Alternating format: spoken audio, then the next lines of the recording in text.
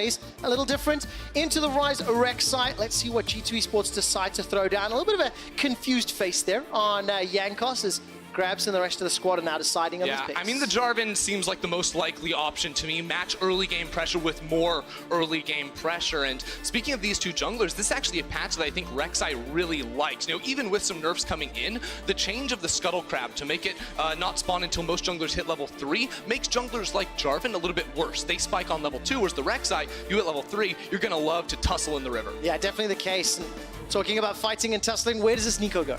You know, anywhere, top, it's mid, so difficult. The thing that is exciting though is it means it's still fun to watch. It's still exciting to see G2 Esports on the Rift and not 100% know where these champions are going. See, if G2 is not the team playing, I would say it's most likely top lane with the Glacial Augment build, but this is a champion that Perkz actually really likes to pilot himself down in the bottom lane. You know, we have two of our mage players in this game between Perkz and Kobbe, but Kobbe doesn't want to go for that because the key that worked for Splyce in the spring split was late game scaling 80 carries for Kobbe, and the Sivir is an excellent choice. Yeah, definitely the case. Late game support, if you can survive long enough against a team like G2 Esports. The next ban is going to be Alistar, so a smorgasbord of champions in multiple lanes being taken off the table. Yeah, and the Alistar ban is purely because it hard counters Sivir. You know, when you have the headbutt plus pull, she can only spell shield 1, and if you spell shield, it's just really not effective at all. She would get into a lot of trouble. And of course, another support ban after Alistar's taken away from the pool. Thresh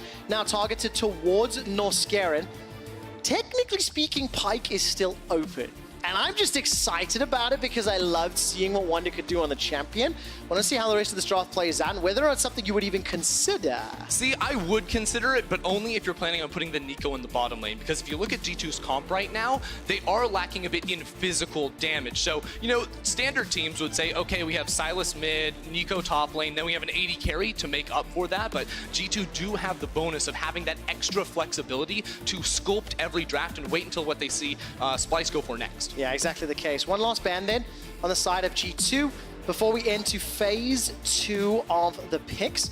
Taking their time, and it will be the Jace taken away. Seen a lot of Jace out of every other major region that has started up. Still an incredibly powerful pick at all stages of the game. Yeah, I think what we're seeing with Jace now that he has been knocked down just a little bit is it's much less first rotation bans, and he does sneak into the picks a little bit more, but it really is the scaling on his Q that got hit. It means he can pressure you much less in that 1v1 matchup as he gets points in that ability. And of course, Rumble now locked in. Does this give you any indication into what Splyce might think is happening in that top lane, as I assume that's Rise mid Rumble top? Well, here's the thing. Vizichachi has played the Rumble top before. I expect the Rumble to go into the top lane, but there's also been some rumblings in Challenger solo queue about that Rumble in the mid. So we'll wait and see, but the expectation should fully be Rumble up top. And of course, now that we've got the Lucian locked in here for Perkz, gives us an indication that Nico was likely in the top lane into Wonder's hands, as well as Caps taking on that Sylas. But now Gragas is being hovered for a few seconds before it switched away to Braum. And the only reason I mentioned it, you did your research, Ender, and you thought it could have been in the mid lane. Yeah, Cap's actually been playing a lot of full AP Gragas in the mid lane, but also even if it was support, Mickey X plays a lot of full AP Gragas there too, so why not? Of course, looks like Splyce will finish it out with grabbing the Rakan themselves. Of course, this champion did receive some nerfs to make his engages less snappy and less reliable, but it is still going to help set up for things like the Equalizer and all the ricochet damage that a Sivir can do. Now, the G2 Esports comp is something I was somewhat expecting. Obviously, we've seen them much more recently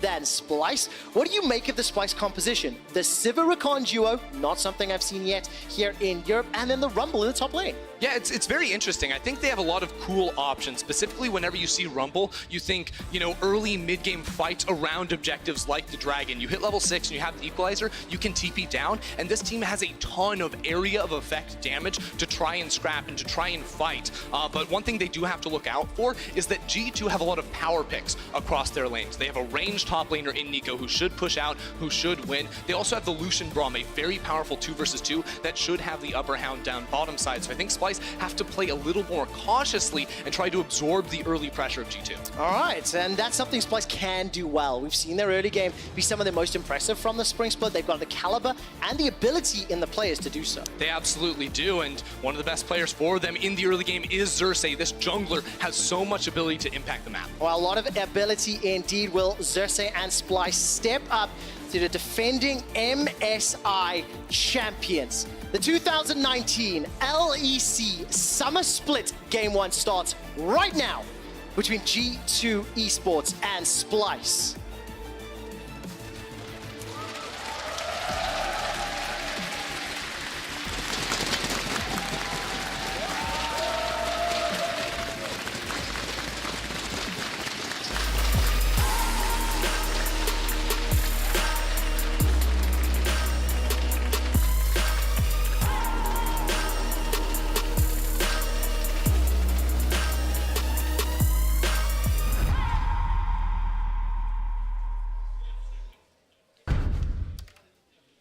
And we're on the Rift. It has finally started here in Europe, and I can't wait to see exactly what these teams get up to. One of the things I want to talk about immediately as G2 Esports are moving into Splyce's territory, using Demacian's standard, pushing some vision forward. Haven't placed a very deep ward just yet, but let's talk about this laning phase. You mentioned surviving early, playing safe, not conceding too much. In terms of where the lane priority or push might lie, what should we expect of the next few minutes? I think side lanes for G2 you expect to be pushing out because, again, you have the range of the Nico, and it's actually not going to be the Glacial Augment that's a little bit more popular around the world. Wunder has preferred this press the attack on hit style of Nico to really bully in that 1v1. You'll probably see him go for something like the Wit's End as well in this specific matchup. But top lane, bot lane for G2 will be very successful early on. I think if Splyce want to do something, it would be playing around this mid lane. Because Caps doesn't have a cleanse, you could root him up. Xerxes has the Hail of Blade, so he does have the ability to impact earlier on. All right, so there's the expectation setting, and now it comes down to player execution. And that's what we're going to be watching. And much like the analyst desk mentioned as well, it's always interesting coming into these opening matchups where the team that went to the international event in G2 may be less experienced on the subsequent patches. Because obviously Splyce not only got to watch from home, but has been playing on the live servers, and in theory has had an earlier time to play on the more recent patches. Yeah, it's been an interesting discussion about G2's return to the league because, a lot of people say they're not practicing as much necessarily, but I say they just won MSI. It doesn't matter. This team still should be coming in very high form. And yes, they might not be as experienced on the current patch, but this team is certainly good enough to give, a tough time to any team here in the LEC. Yeah, absolutely the case. So let's keep an eye. I want to definitely see how Vizichachi's Rumble does. It is a very, very old school pick, and these early stages of the game into Nico, always going to be a little bit brutal. Ranged harass and auto attacks going to be challenging to deal with. 11 CS to 5 after the first 2.5, nearly 3 waves. And Xerxes, if this wave continues to be pushed, will have some opportunities to jump onto Wunder. It's very difficult to catch this chameleon because of her kills. Yeah, looking from Xerxes' early game pathing, I don't think he's actually interested in ganking Wunder. I think they're going to be sacrificing Vizichachi for a lot of this early laning phase. If he wanted to gank top, he could have gone red Raptors, then Krugs for a gank, but instead he went red Krugs and then started pathing down. So looking to cover the pushing Kabe and Norskeren more so, then try to bail Vizichachi out of the tough top lane. All right, and I wonder if any opportunities will present themselves. Perkz and Mickey running this Lucian Braum bottom lane. Duo that we did see a whole lot over in MSI. And Xerxes, after picking up the Scuttle Crab, does spawn a little bit later. If you haven't kept up with the patch notes, will be in position to contest. Notice Jankos in the bottom half of the map as well. Yeah, and because Jankos is down here, actually, I think Xerxes has a good chance to look to take control of both Scuttle Crabs. He's going to be seen on a ward pathing up towards the top side of the map now, but Jankos went for a full clear early on. Now he has a red smite, so he may actually try to find Xerxes in the jungle because Xerxes, of course, hasn't gone for the reset just yet. All right, not just yet. Starts the recall literally as you're talking about it.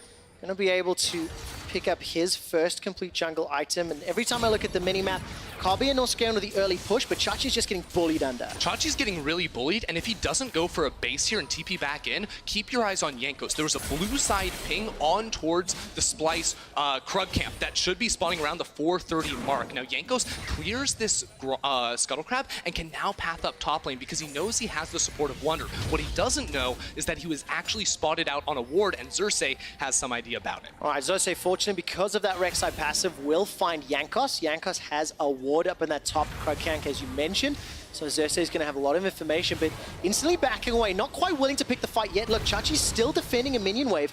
underneath his turrets. Yeah, it's very problematic here. Jankos lands the smite, and Xerxes is going to be trying to get scraps here. Notice, too, that Caps has now pushed up this minion wave as well. Something G2 did so much at MSI was move Caps toward the top lane and look for turret dives. It has to be something on the minds of Splyce right now. Well, definitely when you can unlock Wonder, he can unlock the game for you, and that's something that has happened a lot. No kill secured, Splyce down 500 gold, thanks to those CS deficits, and with this control in the top half of the map, Jankos is really just having a field day, running over Xerxes' jungle. There was a smite by the Crux. No! Xerxes, unfortunately, does not pick that one up, so Jankos able to walk away. And the only small circumstance here is that Kabi has a small CS advantage over Perks. Yeah, I'm going to say right now, if Rek'Sai's E was not nerfed, Xerxes would have had the damage, he would have gotten the smite down and gotten the Raptor, but unfortunately now, Xerxes going to be a level up over Jankos going to be a level up over Xerxes. Yeah. So what you just said, muscle memory doesn't help you there most likely. Or I would have made the same mistake. Small miscalculation. A little bit of a fan of Halo Blade's Rek'Sai there. Ender, aren't you? Yeah, I am. It's the best rune for him. There we go, and that's why Xerxes picked it. But of course, we did see, as I mentioned, Kabe and Noskeren just continually shoving in, and these junglers, they seem to be playing on the same side of the map the entire time. So good information sharing, good spotting. And now, again, with Humanoid being pushed all the way under the tower, Caps is potentially the first to roam, which I think is why Xerxes doesn't start the fight. Yeah, there's a couple reasons why Xerxes can't fight. First of all, mid lane and top lane are getting pushed in very far for G2, so even when the fight was topside, Vizicsacsi couldn't really help him. Second, Jankos went for the challenging smite, whereas Xerxes went for the chilling smite. That means that Jankos has the on-hit, damage that he's going to do in these duels. He also does a mini exhaust on towards Rek'Sai as well, so all fights should go in Jankos' favor up until I think level 6 is when Rek'Sai really gets a lot of power and could turn things around. Well, we're getting closer and closer to that point, but thus far, this was sort of the game plan. Stood on top of a ward, the recall will complete there from Xerxes, and what I was saying, during draft, Ender, you were mentioning that Splyce really just wanted to sort of mitigate, play slow, play controlled, but Norskeren's in a little bit of trouble. We'll be able to dash backwards. Now Kabi gets away.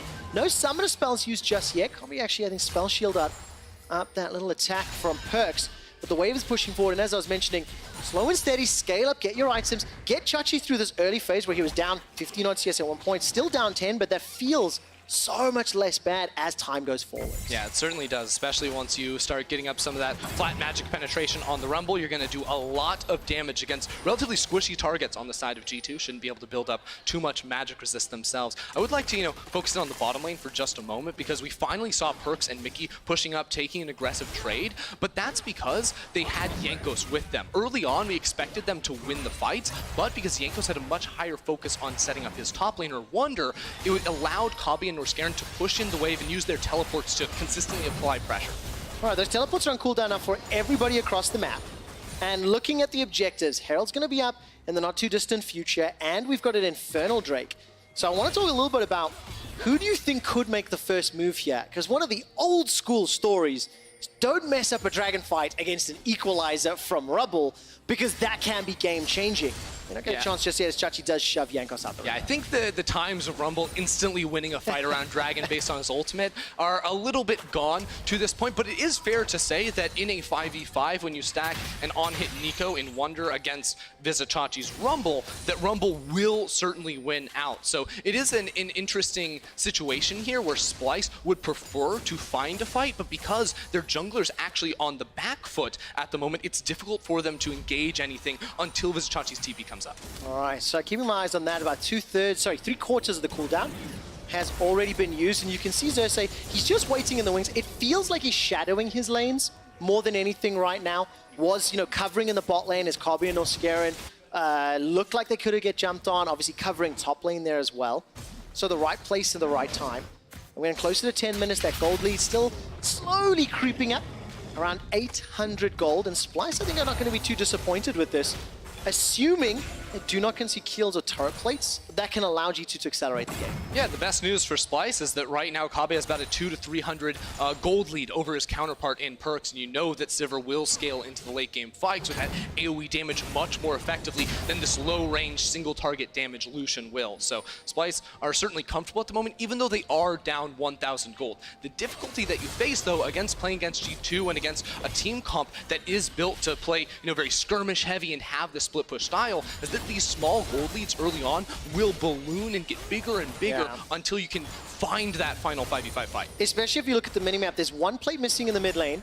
We'll get to that in a moment as Jankos has the opportunity to get in behind Norskerin. 2 more shots will get the stun. That's a dash away to the side. Sivir ultimate is just enough movement speed, so they trade 1 ulti for 2. Technically, Splyce's favorite trade. Yeah, it definitely is. And I think it was actually a very interesting gank there by Jankos. We see Wonder actually proxying the minion wave between Vizicachi. But I think that gank was actually just to burn a flash. They never intended to get any sort of kill out of it because Caps was going for a reset at the same time. I think the idea for G2 was if you can burn a flash, that means the next time Caps runs mid after that reset, you can push the wave and then find the collapse. But they didn't get the flash, so now they get stalled out a little bit more. So planning a few steps ahead.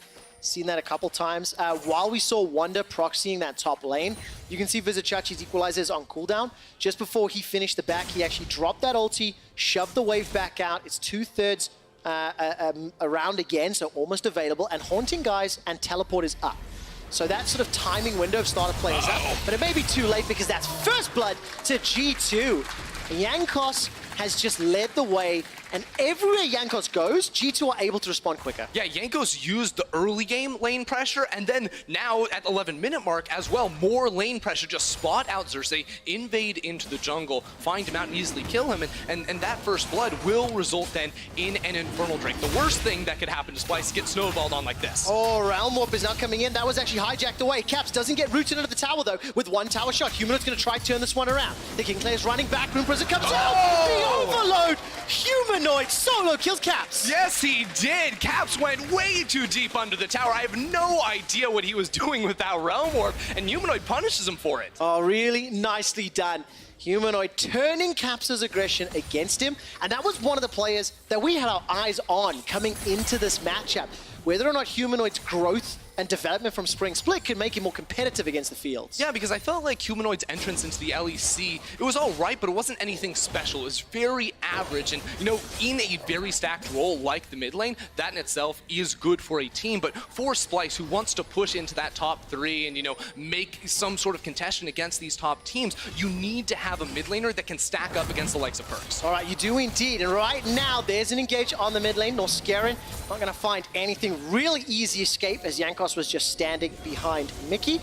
And Splyce, by the way, they got 1 kill on the board. They also rotated their duo lane top, and now they've got themselves into a predicament where they can race for first tower. Wonder's gone to the bot lane, and there's a lot of shenanigans afoot as there's at least 3 or 4 members of each team in the top half of the map. Yeah, Vizicachi now actually going to sacrifice some CS down bottom lane. He's going to walk back down there now, but you see Splyce want to find this 5v5. They make the call to back out in the end, and going to get forced out of the river. That's going to give a lot of control over to G2, who now have pressure in mid lane and could threaten starting up the Herald themselves. All right, 1,000 gold advantage to G2 Esports. A number of plates for 2 apiece in the top lane. Vizicachi finds himself 25 CS down from Wonder, and Cobby's only a minion wave up, 7 and a bit. Humanoid around 10, nearly above Caps. I feel like this Infernal Drake would be worth more than the kill, especially as Humanoid has no flash, flag, drag, dunk.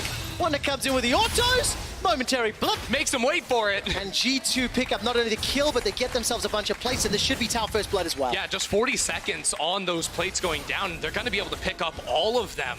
G2 with a massive power play in the mid lane. We'll watch that one more time, maybe, because Jankos went for like the smallest EQ flash I've ever seen, but it was very good. Bottom lane. This is already going to be a chase. While there's an engage up in the top lane, Norskerin cannot chase Perks. What was that? Suiciding. Now down to the bottom lane. Pop Blossom.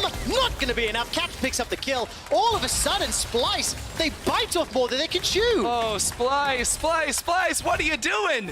It was close, and then all of a sudden, a very big misplay. Top side, they get TP'd on down bottom lane, but this is what G2 do so well. They just keep fighting you everywhere on the map, and they don't give you time to think. No, they really don't. And remember, G2 set up the proactive plays early on. That's what allowed them to pick up first blood. Now they've punished the decision-making after Humanoid wins the 1v1.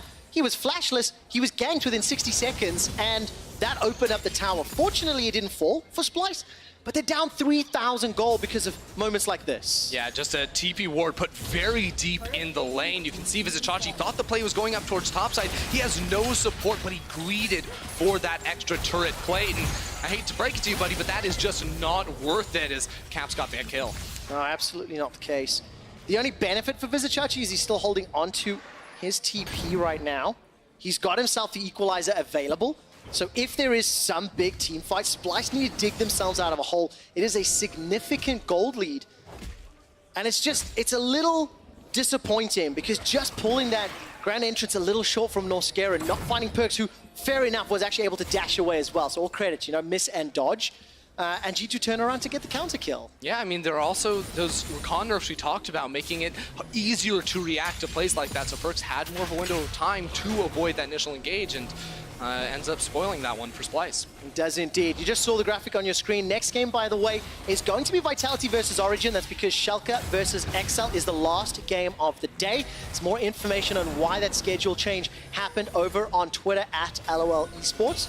Rift Herald was started. Well, I started that little update, and there was enough threat and counter threat for Splyce to bail out. Humanoid used the Realm to do so safely. So what we're seeing is classic split push versus teamfight comp ideas going down right now. Splyce are bringing everyone in towards this top side of the map to try and take a Herald, to try and take a fight, to try and get something, because right now Wunder is continuing to push down that bottom side, get a larger and larger CS lead, but they have to act quickly because Wunder could TP into a fight. All right, Wunder's got that available. All members of Splyce are up here. Looks like the engage. Norskera zoned away Perks for now, but Colby's already low. The culling is deleting Splyce where they stand. Xerxes goes. That's a flash pop Blossom. Not really going to do a lot, but Humanoid's left alone. The Rift Herald is unkilled, and only Vizichachi remains. That was a fantastic fight for G2. Chachi's trying to become one with the Wolf Camp, but it is not enough as Perks picks up the ace. While he's doing that, you have Caps pushing in on towards that mid lane. G2 blow wide open. This is exactly the performance that you expect from the MSI champion to start their summer split campaign. It has been a controlled and calculated push to build themselves up nearly 7,000 gold leads. And they've also come back in with exactly the same style that they were playing to such success at MSI. It's strong solo lane picks, it's the ability to split the map, push lanes, and play for a split push, but also when the time is right, you can group up because of the gold lead they got from the laning phase. All right, let's take a look at this replay. So it's just before the Herald engage. Yeah, Kobe gets dunked with so much damage right there. He does flash out, but unfortunately, Wunder teleported straight on top of him. By the time that you reach this point in the fight, you realize G2 just collapsed from so many different angles. Splyce were searching so hard for that 5v5 that they put themselves in a position where there was no escape. Yeah, I agree. And I also think, by the way, when I'm watching this game, all credit to G2. They're playing very well, very calculated. But I almost wonder if Splyce are worried about the plot armor. In many ways, when teams came up against SKT in years gone by, because it is SKT, you second guess, you doubt, you have these questions. Seeing some of the plays from these guys, like Chachi's just gonna get soloed. Well, seeing some of the plays, Norskera missing the ultimates, you know, Chachi getting really bullied. Xerxes been completely pushed away. I wonder if the guys are in their own heads just a little bit, because I expected a little bit more from Splyce, and this is a very strong team. And now all of a sudden, Colby's just going to kill that. It just doesn't stop, Trev. It doesn't. 11 kills, 18 minutes. Jankos has been everywhere, 0, 1, and 9, and the rest of the team's backing him up. Yeah, and you can just see what G2 do. They control quadrants of the jungle. Right now, it's that northern side. They're going to get one inner tower. They're going to get two inner towers. Splyce are relegated to standing inside their base, and we're just 18 minutes into the game. Beautiful, beautiful performance. At 14 minutes, G2 had around a 1,000 gold lead. 4.5 minutes later, they're about to break open the base. They've got themselves 9,000 gold. There's an engage. Chachi's down again. The equalizer can't even kill the minion wave. And now Humanoid's forced to flash defensively. The inhibitor's going to get killed before 20 minutes. Tanglebots will lock them up. Not going to follow on the flag and drag. Here comes a pop blossom. That gets the stun. That gets 2 more kills. Still 1.5 minutes before 20. And G2 get the inhib. G2 speedran games last split. They're looking like they want to speedrun this entire summer right now. 19 minutes into the game onto the second inhibitor tower. This is the best team in the world. Absolutely no doubt. Inhibitor in the mid lane will get chunked to 70% before the rest of the squad start to back away. G2 eSports. Well, I tell you what, this is a statement. If ever I had seen one, and they're coming, they're showing, they're not done. MSI was the start. We'll have to see how far they can go. Yeah, it's almost hard to say anything to that. G2 doing so well so early on. Now I'm just waiting, you know, what is the next big thing they're going to pull off? What's the craziness that will come our way? Because that's been the fun of this team, right? Is that it's not just that they're the best and they do it in a very calculated and, you know, controlled way. It's the fact that they always feel like they bring something unique and a new element to play. Yeah, absolutely the case. And the decisiveness is just something to behold. It's beautiful. They can not only kill the entire enemy team, but they can take the inhibitor at the same time. Yeah, I mean, Splyce just don't have the health bars to ever, you know, walk forward and provide a front line for Kobbe. Kobbe's got 2 items. He's like, guys, I'm doing all right compared to Perks, but it really just is not enough. Everything around it isn't working for Splyce. Yeah, we talked about that goal difference. You can see the big spike there. It was up for a moment, just before 15 minutes, and then just flew away. Second dragon of the game picked up. And this is the opening game of Summer. After this, every other LEC team will take to the stage, and they'll be watching this game, taking notes, and trying to figure out how to topple this behemoth. I mean, Frost said it on the desk, G2 is the bar now. Yeah. When it comes to international competition, we never had that before. We never had a victor. So now G2 comes back home to Europe, and your play against G2 will give you accurate details of how you would perform internationally. Right now, it's clear that G2 is just the best. For anybody that didn't manage to tune in just before Ready Check, we had that celebration of EU and G2 eSports. And in preparation and in research, one of the things that I giggled to myself about was one of the first teams that popularized this very aggressive, very proactive style was Moscow 5. Well before your time, young one. I was not playing League of Legends when No, you Moscow were 5 not. was a team.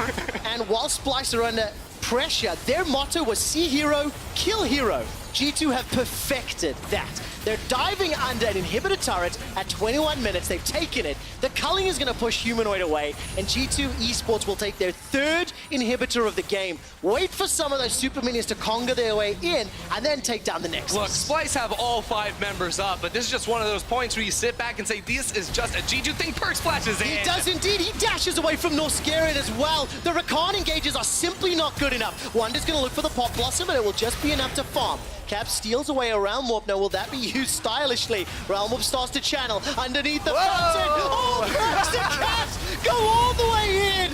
All for one and one for all. Splyce get themselves 2 kills. Make that a 3rd.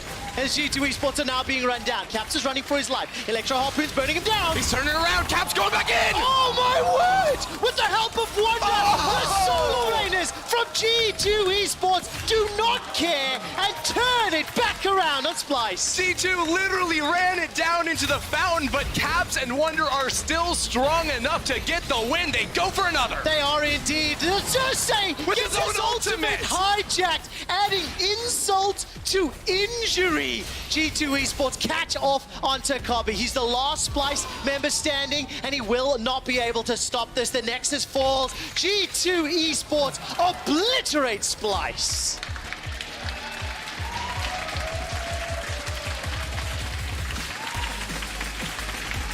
Quick shot, that's still the same G2, the 1 MSI. Maybe they are better. Oh no. I mean, that is fantastic. That is just really, really impressive. And there is no doubt that anybody coming up against this team for the very first game is going to have a tall task ahead of them. I expected more from Splyce, and I know this team can do better. It is just a matter of time, and it's a matter of not playing G2 eSports. So we need to see, right? It's very early days, but all credit to G2. They played extremely well. Yeah, G2 absolutely on fire, still sticking with the same style that brought them home an international trophy and doing it in such a clean way. They continue to impress. I really, really liked as well, as the team walked across, seeing Mickey giving Kobbe just a hug there, of course, former teammates going up against one another. In G2, they start off their summer split with a bang. 22 minutes, 45 seconds. We'll have to see if they can keep defining how to play the game in the current meta, because their decision-making and their drafting, it's just phenomenal. It's so good. And the scary thing is that they play a style that is not easy to execute. It's heavy pressure. If you make one mistake, it sets you back multiple minutes in terms of progress in a game. So the way they play is almost like testing their limits, but playing at a perfect level, a near perfect level, in order to have these games that end so quickly. Yeah, big smiles on the side of G2 Esports. Echoes looks a little serious there, despite the fact that he sort of unlocked everything. It was his pressure that allowed the other laners, and vice versa, to play so forward and so deep in Splyce territory. I mean, just imagine how terrifying it is to be Xerxes in this game, because Yanko's just always in your jungle. He has his lanes to support him behind you. He walks in, he steals your Krug camp. So you say, okay, I'm gonna go down to my Raptors now. Okay, he does that too, and then he kills me when I'm over by my Wolves. Like, what can you do against that? What can you do? And we're gonna have to start talking to all the other teams and players as well. Like, what can you do against G2? You know, that is the question. Who will stop them? Can anybody stop them? And who's going to rise up to the challenge? Those are the questions we're going to have to find out over the next 8 weeks, and I don't know if there is an answer. So, I mean, somehow you have to slow them down early on, but even then, we've seen them in, 50-minute long games make insane decisions and have those good calls. So it's not even as black and white as don't let them snowball on you. You also just have to be able to beat them even at the 30, 40-minute mark. Ooh, okay, we've actually got something fun now. Let's check out actually some plays from the view of Caps specifically, because you can actually watch Caps POV as well as everybody else if you go check out riot.com/ProView. So here's his POV of the Herald fights. Yeah, so he already used the equalizer. Actually, he's going to hop in here and solo out Humanoid on the side. I was wondering actually if you were going to see him, go for the tower dive underneath, but this is the turnaround. It's so good. He's laughing while doing it, and the shield actually runs out, but he knows that the Flame Spitter is down and Rumble was overheating. So Rumble actually can't do anything in this fight. Caps is able to sustain up to use his shields, just obliterate Splyce. I mean, it's actually a bit demonic seeing him smiling through all of this. The healing from the W and then just their max range skill and look, shots. he steals the Rek'Sai and gets another one. It's like, okay, now I guess we dive the fountain. They're not going to show the You got to show him inting into the fountain. No, it's tactical. Okay. Anyways, you can watch his POV, absolutely everybody else, riot.com/ProView. It's time for Key Player of the Game at LoL eSports on Twitter. Jankos, Caps, and Wonder are your options. It's the top half of the map. I have to vote Jankos.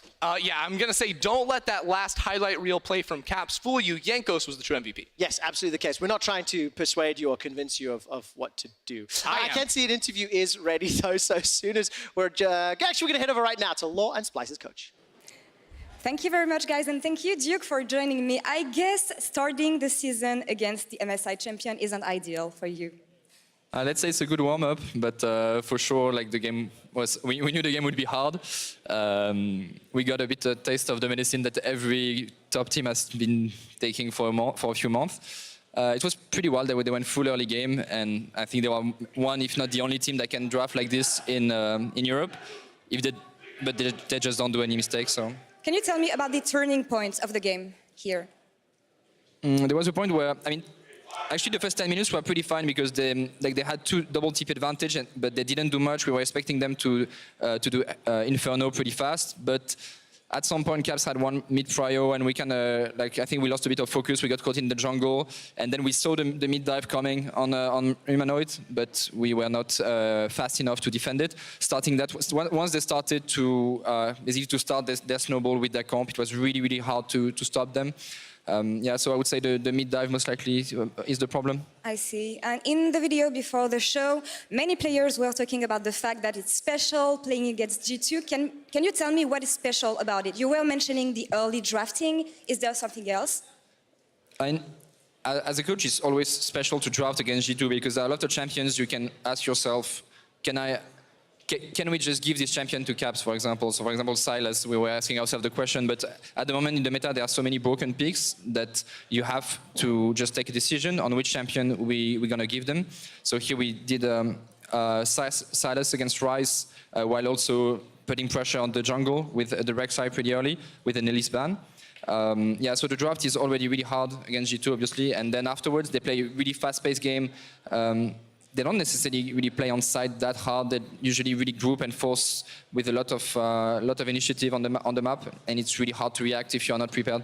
And it's something all of the teams will have to work on this split. Now, more about you. You went back to Berlin. How was it seeing your players again after the break? It was great. I think last split we had a pretty good run. Unfortunately, we lost against Fnatic in mean, I don't know, quarterfinals, I don't know how we can call this, but Round 2. yeah, we are pretty optimistic for this split. I think this is a really good group. We are really working well. So yeah, we're just happy to come back, and we'll already giving our best in training. So even if this game obviously didn't look too good, but that's how League of Legends is in a snowball meta, I would say. But yeah, I'm pretty optimistic. We'll see if you have a better chance against Vitality tomorrow. Thank you, Duke, for joining me.